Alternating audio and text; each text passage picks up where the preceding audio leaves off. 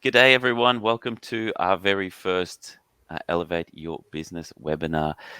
My name is Stijn. I work at Microkeeper, and I'm going to be spending some time with you guys here today and with my two co-hosts, Kwan from Elevate, and we have our speaker, David Jackson, as well. I'll let them introduce themselves in a moment. Before we get started, I just want to make sure that anyone that is here, that you can hear us, that you maybe look around a little bit in the window, what options we have. So you have a chat bar that is on your right normally, so you can write in there where you're checking in from. You can also put your questions in there during the webinar, and I'll be keeping an eye on those. There will be polls that we can shoot through to you guys as well. They'll pop up and an offer at the end to join us for the next webinar. Before we get started, though, I will keep an eye on the chat to see if anyone is coming in and where you guys are coming in from. So let me know there, and if you can hear me well, because nothing worse than these webinars I've heard where people start talking and they're talking for 15 minutes and actually no one can hear them. They're on mute. Very briefly, what is Elevate Your Business? We are hosting this series this year in partnership with Microkeeper and Elevate Super. What we want to do is give people the tools to really learn more and upskill and run their businesses better and get them set for growth. So we are speaking with a lot of industry experts like David today, and other people that we've got lined up. And we're really excited to bring that to you guys. We really want to be a place where the content is king, and we don't want to be fluffing about sales or anything like that. You guys can look up Microkeeper, you guys can look up Elevate Super and see what we offer. We believe obviously in our businesses, but we really just want to give you guys the tools to grow yours.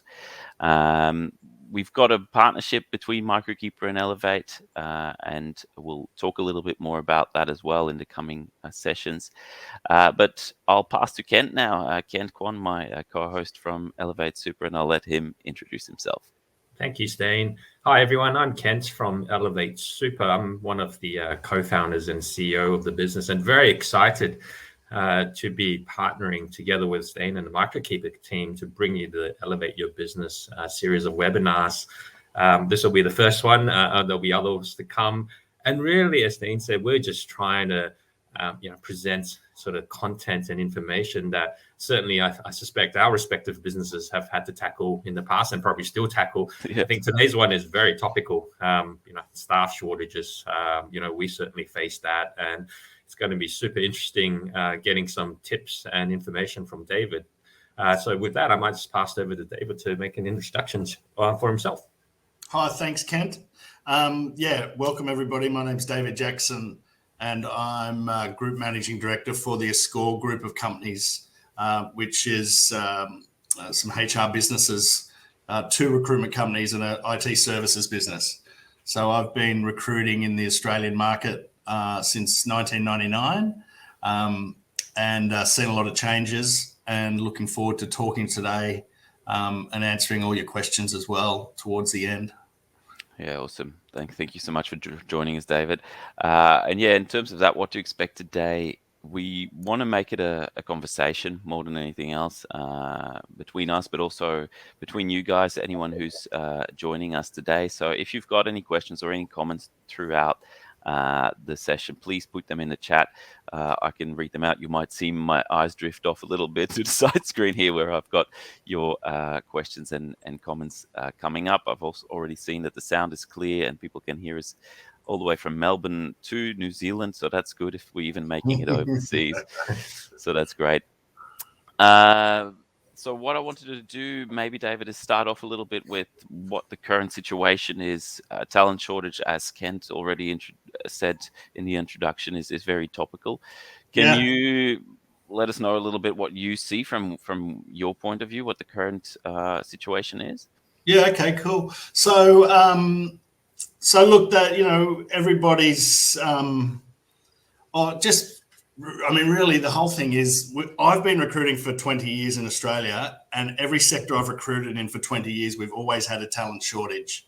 So, and it's funny that and then COVID's come 2 years ago, and we've had a massive impact. So I think that shortage has become even more extended.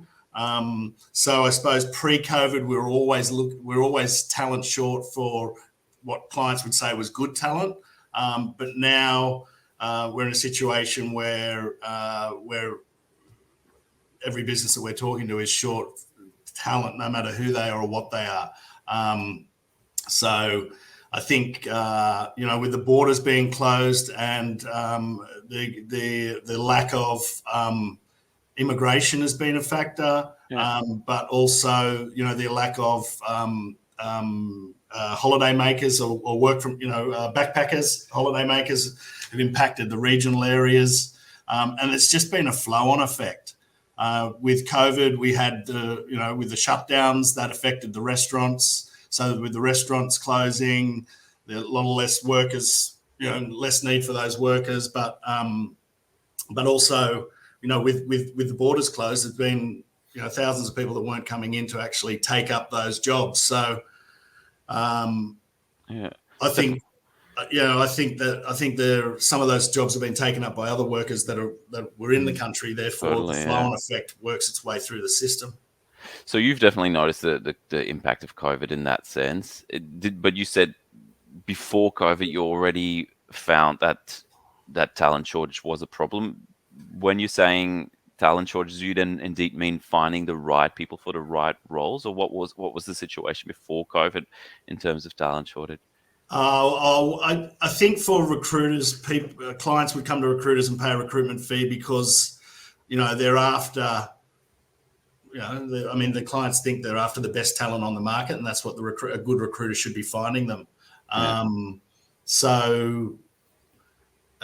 It's just that they would maybe be struggling themselves to find that talent then as well, in a sense. Definitely.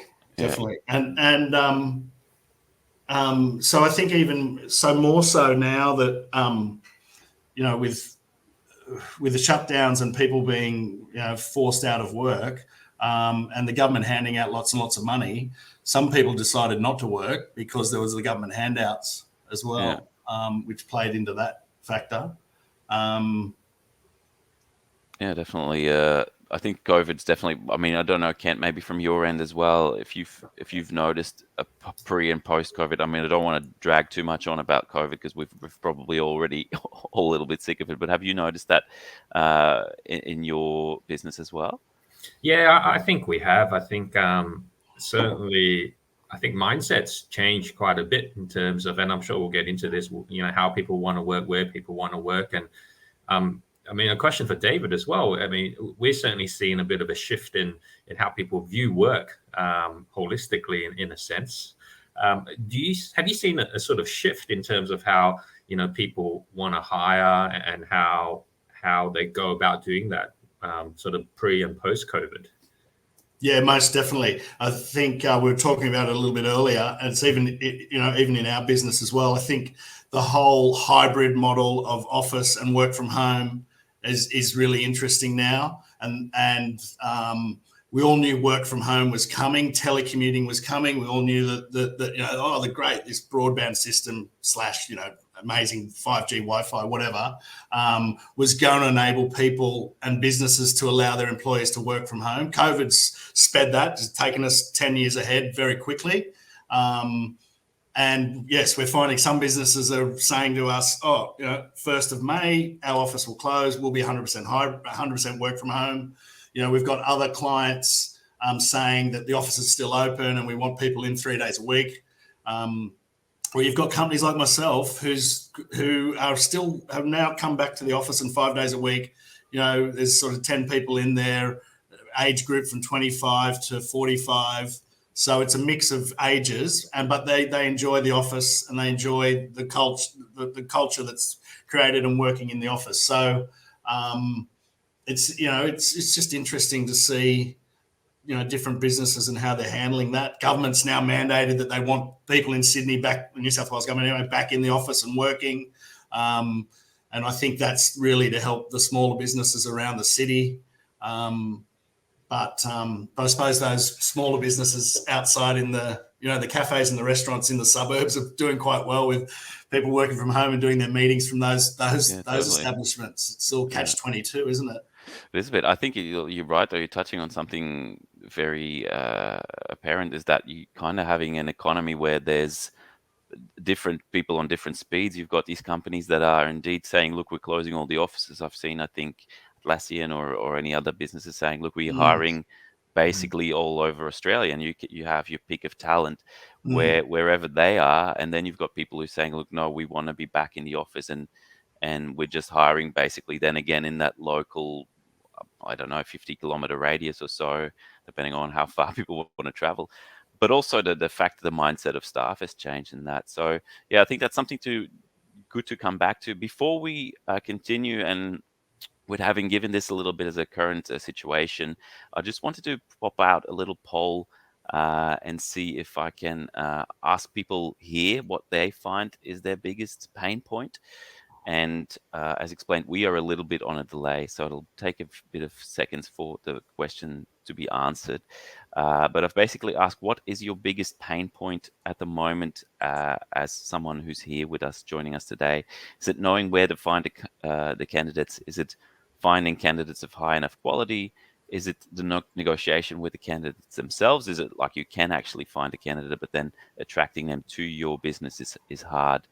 Is it retaining the high quality staff that you have? Because maybe COVID has thrown a little bit of a spanner in the works there, where you might actually be poached your best staff by other companies.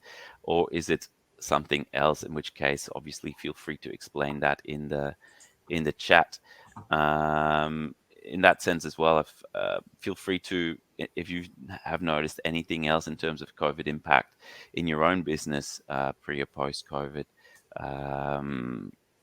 that might be a good point of view for us as well to touch on later. So the first poll results have been coming in here on my second screen. So the biggest struggle seems to be finding candidates of high enough quality. About 30%, 35% of people are mentioning that as an issue.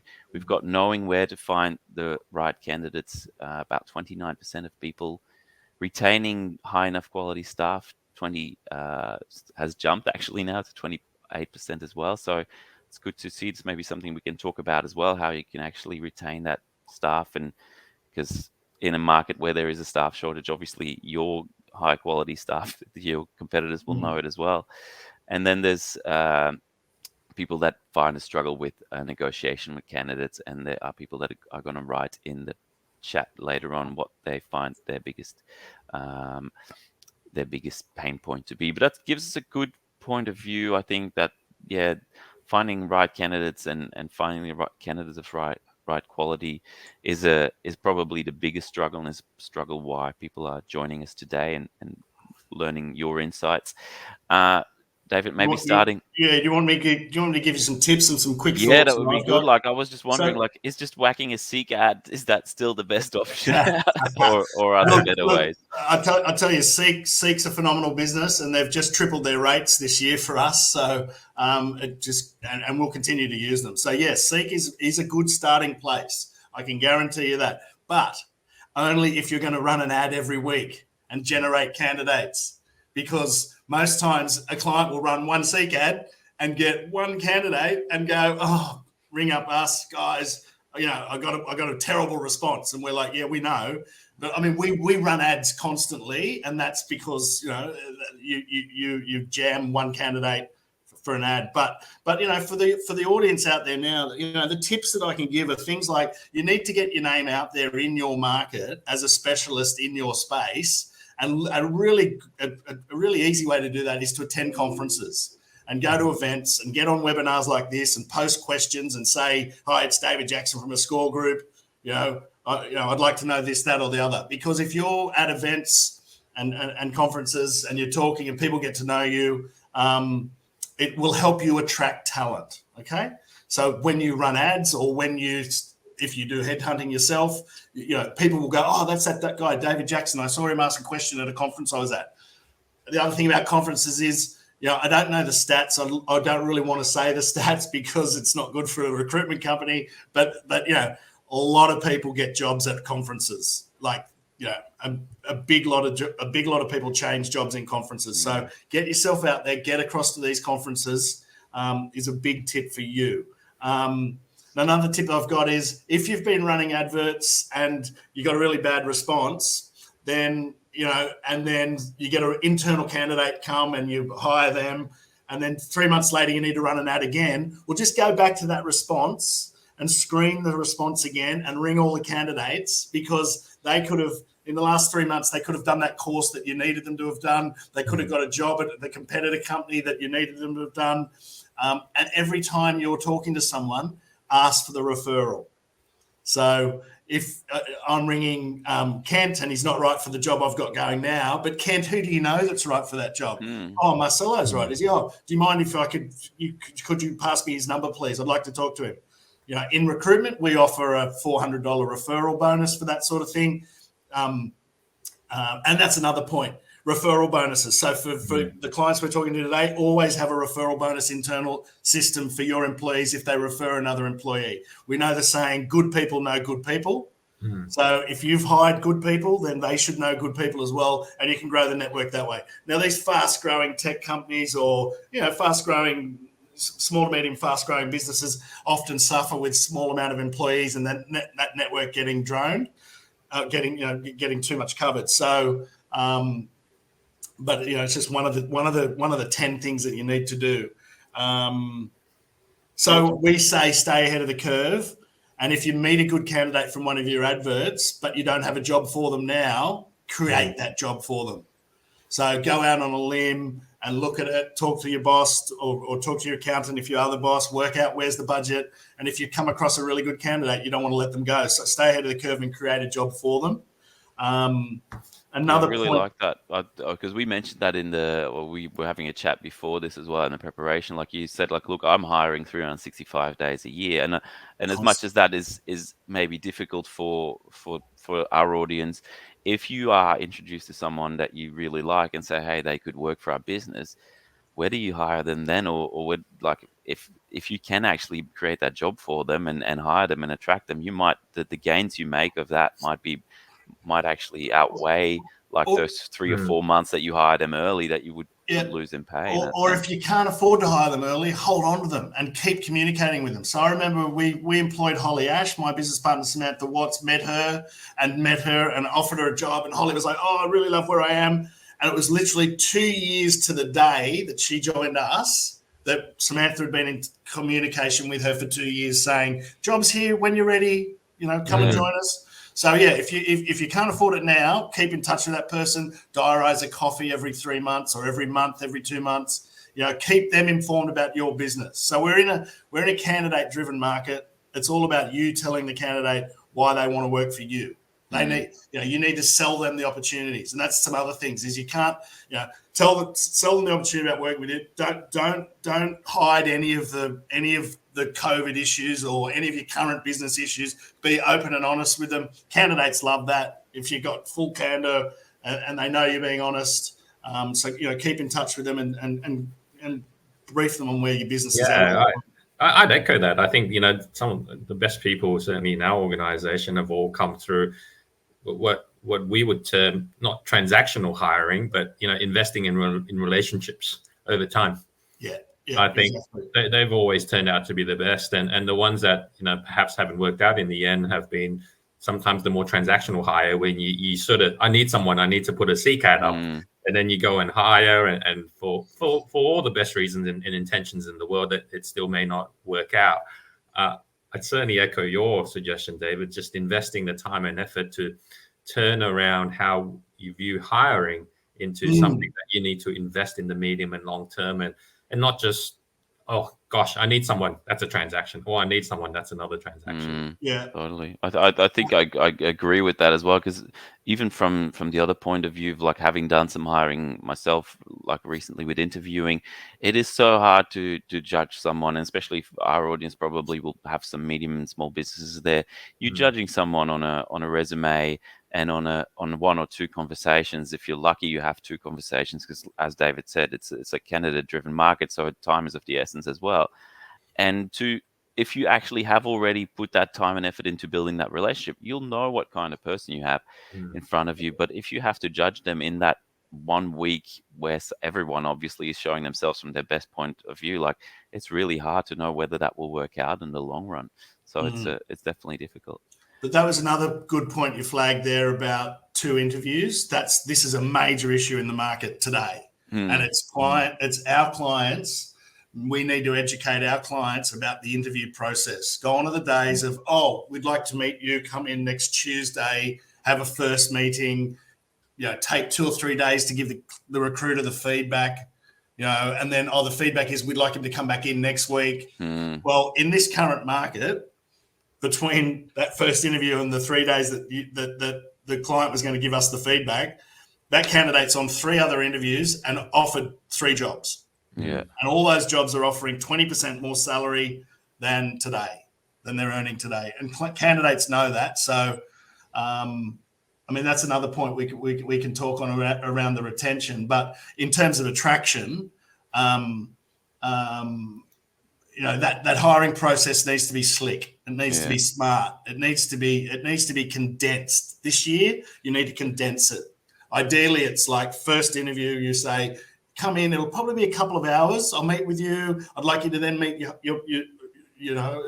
team members or some other direct reports or the company, to a bit of culture, company fit, and then maybe come back and meet the board or meet the final hiring manager tomorrow. But that process needs to be super quick. Definitely. As I said, all the candidates we're dealing with have got 2 or 3 jobs on the go. Yeah, good segue actually, because I also have to we're talking about quick, and we want to keep these sessions quick as well. So I want to move forward. But mentioning about the employees, David, from your experience at the moment, what is it that employees are looking for? Like, we're really finding it, myself from Microkeeper's point of view, that hiring process is becoming a 2-way street. Like, you have to offer something to them more than just the paycheck. Yeah. It is a full package in a sense.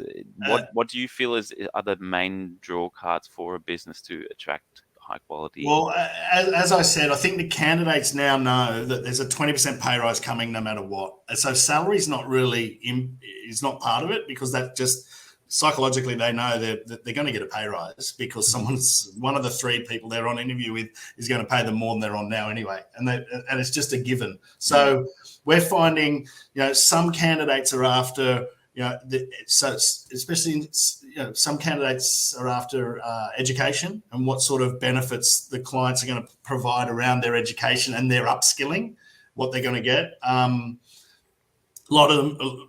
Full stop, a lot of them are just after that hybrid work from home. So, the Gen Zs, they just want to work from home. They don't want to go, and they want flexible work hours. But we were talking about it before, and it's difficult, because I think it also mandates from the government, and the government's was all work from home. And I think only until recently they've mandated that they want the employees back in the government, in the city, and back in the government offices. So that may trickle down to a lot of other people's psyche saying, let's go back and work in offices. But, a lot of people won't.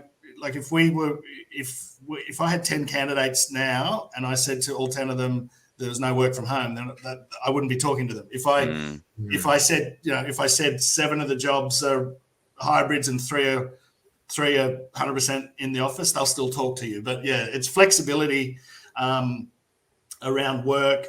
Cultures has and always will be a big thing, and it's and the education, how where they're going to get the growth from. But how about the values of the business, David? I think we're seeing more and more organizations come out just more firmly about what they stand for and what their values are. Does that play into, I suppose, the equation for the candidates nowadays? Yes, it does, and it does at more so at the lower level of the what we're recruiting, and so it couples with culture really, but it's I think younger generation definitely. Like I heard a while ago, Kent, like someone saying like, young people say, "I'll work with you, not for you." Like they Yeah. want to be able to identify with your brand, and if you are doing the wrong thing, like they'll attract that on to themselves. And I think it's good to be clear and about your values that you have as a company, especially for young people, because they want meaningful work and they don't just want to be stuck in an office. And the funny thing is, like, I know that we have quite a lot of people from the accounting industry that joined us through an email that we did with the XU magazine, and I've actually seen a lot of accounting businesses for that reason rebrand. I think it's for that reason rebrand and show themselves as little bit more fresh and a little bit more daring and out there, because that way they can actually provide their values in how they portray their brand. And then that is a big selling point when trying to find the right candidates, because you have to stand out, not just anymore for your clients, but even for people that you want to be attracting. So in terms of, like, Elevate obviously is a business that highly like has those values and is very open about that. Is that something that you notice people mention, Kent, when people come for for us interviews? it has. We're very much a sustainably driven organization across product and everything else. So yeah, certainly it attracts a certain cohort of people. And mind you, I think that cohort of people is just expanding at a massive rate, right? In terms of more and more people absolutely driven by sustainability across society. So that's why the question to Dave, I was just interested if, for us, it's certainly the case. I'm just wondering if it's more and more so for other organizations. And it certainly sounds like, from what you're saying, Stijn, in the accounting world, that's already started. And I suppose is one of the tips to perhaps listeners to, just have your values out there, whether it's, openly have it, maybe not just on the job spec, because I know when I used to look for a job, you jump on people's website, right? Yeah, totally. And do those values sort of come through as well? Totally. Our values are actually up on the wall and have been for 10 years. I always question my guys around, how are we running with your values, and it's just some staff buy in on it and some staff don't buy in on it. But I think having it set from the owners and the MDs, it just permeates within the business anyway, and it's part of the culture, I think, from the value from how it's driven. But yeah, the younger groups coming through now are definitely driven for that value proposition, for the sustainability, for the how can I grow myself in your business? Where am I going to be in 3 years? What are you going to offer me that's going to make me better? Yeah. And it's swung from 10, 20 years ago, where it was all about, come and work for us, we're Coca-Cola, this is what we'll do, this is what our company will do. Now it's all about what's Coca-Cola going to do for me. Yeah. Oh, great. A few more minutes that we have, maybe about talent retention, because that was kind of like the second biggest pain point that was raised in the poll. Obviously, like I said, retention is important. Like you've got high performing talent in your business, that's excellent. Your competitors will see that as well, and in a talent short market, they'll try and poach them. How do you identify that key talent? What do you do to make sure that they don't leave? Open to both your input on this, if either one of you wants to take the lead. I'm happy to kick off. I think just checking in regularly, making sure that the team and the individuals are happy with what they're doing, and having a roadmap. I think for them, I think what David mentioned is, where will they be in 3 years' time? How do you help them sort of evolve to that particular role that they want to be in? And training and education, I think, has to be a big part of that. Whether that's sort of external formal training through to actually spending time with different people within the company that are already experts in certain areas. And having that internal training, I think, is quite valuable, even to the extent of perhaps even one-on-ones.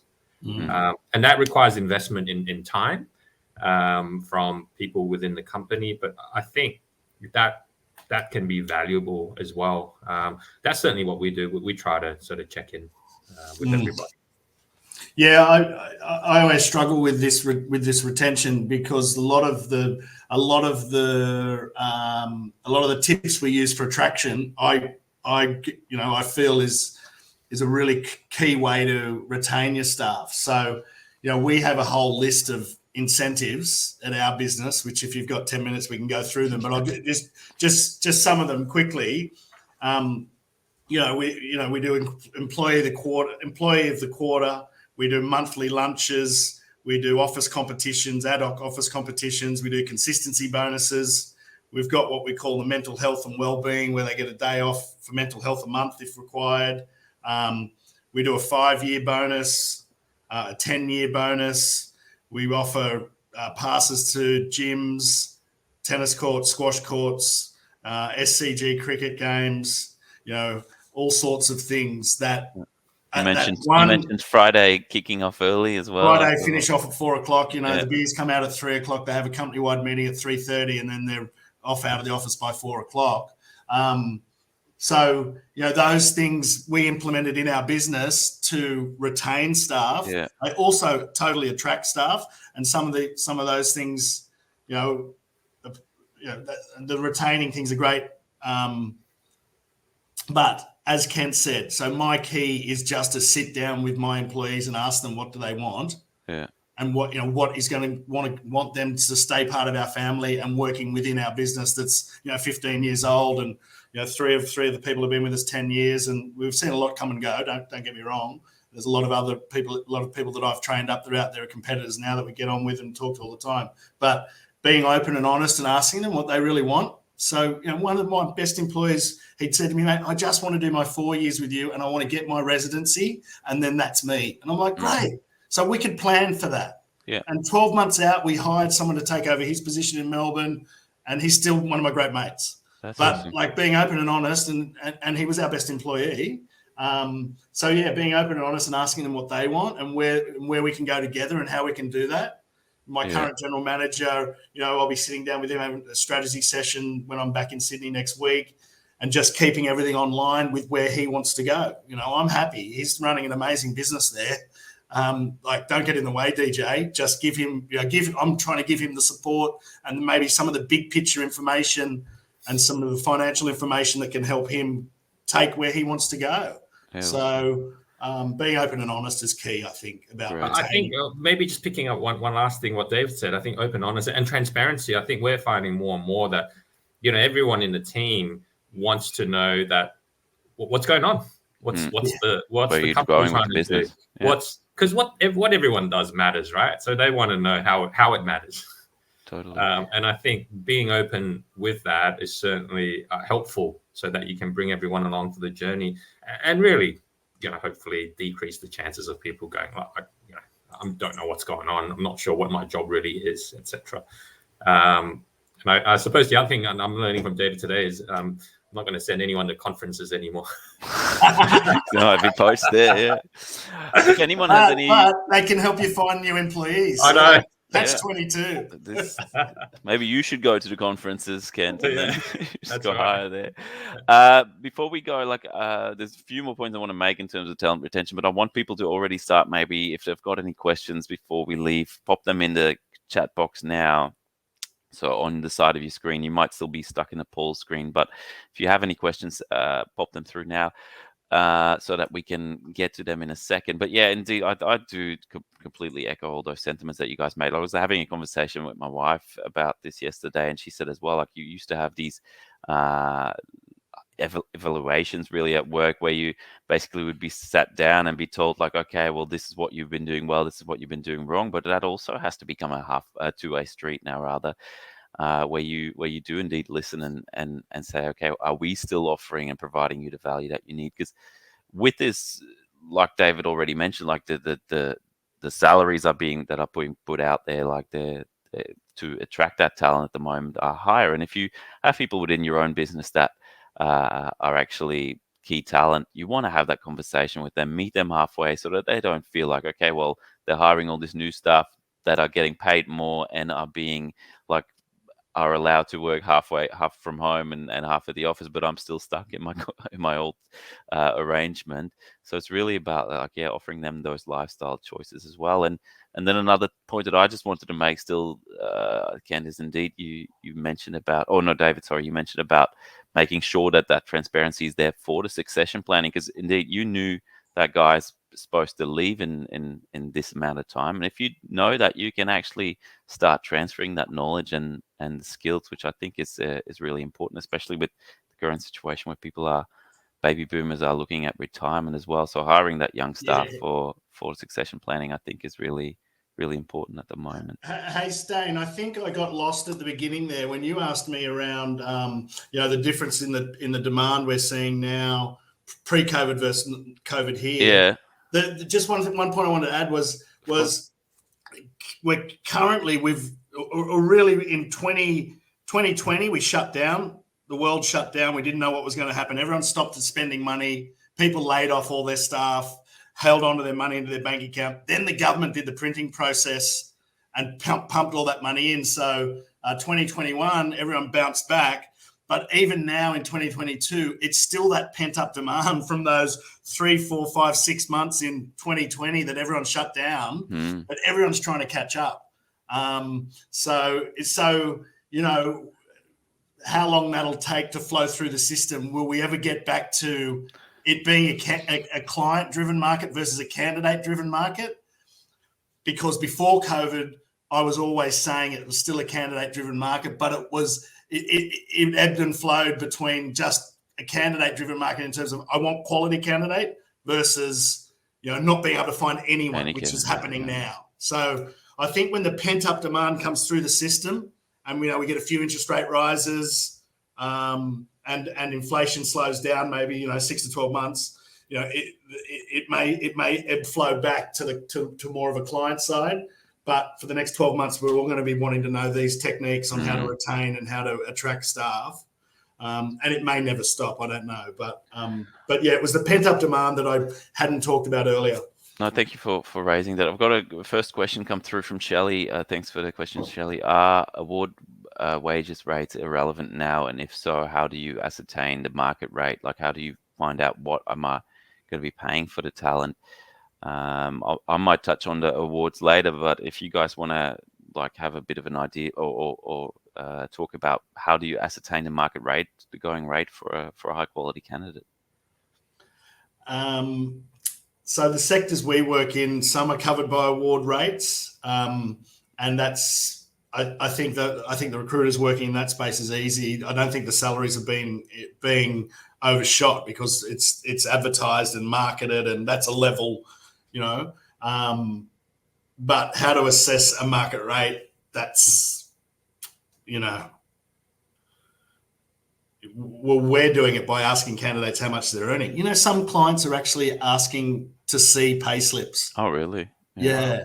One of the guys was telling me the other day in the office, oh, no, they're asking to see the pay slips. They want to make sure that this salary level is actually what they were earning. Yeah. Because everyone's telling them, Yeah, totally. You might go into an interview and say I was making 20 grand more than I was actually making. Yeah, and because of the pent-up demand and because of all the cash that's flown through the system, there is a fair bit of money out there in a lot of employers' bank accounts ready to spend to get them back to where they used to be. So, look, it's hard. I would, we have clients come to us all the time and ask us what the market rates are. We just simply ask them to give us a list of the candidates they're looking to hire. And you need to take a bit more detailed brief to give them the obvious, but we just tell them this is the low range, the high range, and the mid range. Yeah. And that's what we're seeing in the market at the moment. So for an account manager with 3 years experience, the mid range, the mid range is 80K, but some you'll get at 70, and the high end is 90. So. Is this? I mean, I don't want to advertise them too much, but I know that there are online tools and in that sense as well, where LinkedIn and Seek and stuff. Hayes do a salary survey. We tried to do one, but it was always so out of date. By the 6 months it takes you to process it, it was also out of date. Hence why we just do it on the fly now and give a market rate from what we're seeing. And we often say to the clients, well, here's a 70K candidate, here's the 80K candidate, here's the 90K candidate. and they're Yeah. like, oh, okay, well, I've got to and find you 90K, decide. you know? Yeah. Ken, I is think there you got to talk yeah. to the experts like David, if depending on the roles you're trying to fill. But I think because movements in the market rates are moving so fast now, I think the best. Is that something you do as well, Kent? Is it like Yeah, looking for external advice? If we're hiring for sort of specific roles, you know, we may reach out to certain recruiters who, you know, have been hiring in that space recently. Yeah. Because they've got the most up to date and most recent types of information. And as David said, you know, that they've got the 70K candidate, 80K candidate, 90K candidate for a similar role already, maybe for someone else that didn't, you know, that they weren't successful at those roles, Yeah, but totally. they could well be for our role. I think in terms of Shelley's question about award rates being irrelevant, I don't think that's the case. I think awards are still, especially in a lot of industries, are still definitely very relevant. Mm-hmm. And the other thing is that you, even with places where they say, look, we pay above award, you have to be really careful with that, because if the award still covers it, and especially these days, people doing overtime or anything like that, if they actually ended up being better off on the award, you have to make that difference of pay and stuff like that, and you might actually be in a whole world of trouble. Like, I know the ATO is not really following up on that too harshly at the moment yet with COVID, but there are even with annualized salaries, like reasons to still really be very looking into that very closely. Marcel is asking, how do you manage loyal employees' concerns when new staff come in at above market rates? Yeah, something that I raised as well in our prep as well. Like, yes, you have to all of a sudden hire someone new, and the going rate has gone up. That obviously might cause some issues. Yeah, well, you probably have to increase the other salary personally. Is that what you would suggest? What you guys would do in I can't give. I haven't seen any. I haven't had an experience externally, but I know that's what I would do. Kent? Yeah, it's a tough one. I think you got to make sure that, you know, the team that's with you are happy. First and foremost, yeah, you got this role to fill that you need to get filled. So I think it's a real balance. I think you know, if you're going to bring on somebody at substantially above market rates, I think, yeah, you have to have some plans of what you're going to do for your current sort of staff. Because that stuff gets out there anyway eventually. Yeah, like, you have to, exactly right. I think gone are the days when, you know, pay slips were protected in a bank vault type environment. It's not. No, I've actually, I used to work at a place and at a certain point, the pay slips were left on a printer. Like, and I was like, oh. No, well, I've had an experience where the salaries were emailed to the employees on an Excel spreadsheet. Yeah, that's horrible. That was interesting. So, you know, like that, and lessons like that, you just learn that you got to have parity. And so if the market's inflating prices now and you've got account managers on 80K and then they're now demanding 100K to come in, well, one, you got to reassess your business, see if you can afford to increase those salaries or offer some benefits to the people that are currently with you. It's a tough situation, but you'd have to take it individually into account because, you know, some employees aren't after the money. So that employee that's not going to get the 100 might be still happy with the 80. But like when the word goes out that John came in on 100 and we're all on 80, like you're going to lose staff. This comes back to retention again as well in that sense, indeed. Yeah. About having those conversations and seeing, look, are people still happy with their remuneration? That's it. And maybe you need to be honest and talk to those 3 guys that are on 80K and say, look, I'm going to have to bring someone in, but the salaries are moving. I'm not sure we can afford to move yours now, but I'm going to move it in 6 months. You know, just be honest with them. Yeah, totally. And see, indeed, like you said, if there's other ways that you can offer that, indeed, and like you said, you might have some ways that you can say, hey, I can offer you a little bit more flexibility in return, or you might be able to work a few less hours here or there. So I think it's indeed about being transparent. Good. I want to be mindful of time. We said we would keep these things short and sharp, so we've gone for 45 minutes now. So I think that's well and truly above the time that we actually said half an hour, but that's all good. I think we've been a valuable conversation. I just want to offer people the chance to sign up for our next series in Elevate Your Business, which is next month going to happen. We're going to have Mandy Scotney with us talking about human-centered businesses and mental health in businesses. So she's a great speaker. Normally for her webinars, or she actually asks tickets prices, or she can also come to people to do that at offices. So you get a lot of value out of that, and you can come do that for free with us next month. So if you want to be kept posted about that, just click the little pop-up that I've just popped on your screen and register your details there, and I'll make sure that we shoot you guys an invite there as well. But that's it for today. I want to thank everyone for joining us. David, I want to start by also thanking you for joining us as our very first speaker in the Elevate Your Business series. I thought it was really valuable. Number one. Is there anything you want to plug before you go? But if anyone's got any further questions or want to ask some advice, you can always hit me up. Where can people find you? You can find me on LinkedIn, or I can just drop an email in this chat now. Yeah, sounds good. Which is easier. That's and awesome. People can ask me any questions anytime on email. And I wanted to plug,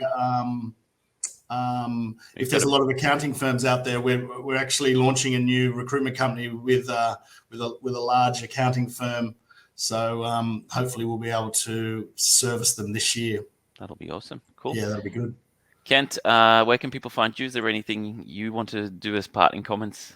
Yeah, look, elevatesuper.com.au, but we'll be back for the next one, so we're looking forward to that. And I think want to say a big thank you to David for participating in this and sharing your thoughts and expertise. I've certainly learned a number of useful tips on my end, which are no conferences, Friday afternoon beers at 3:00.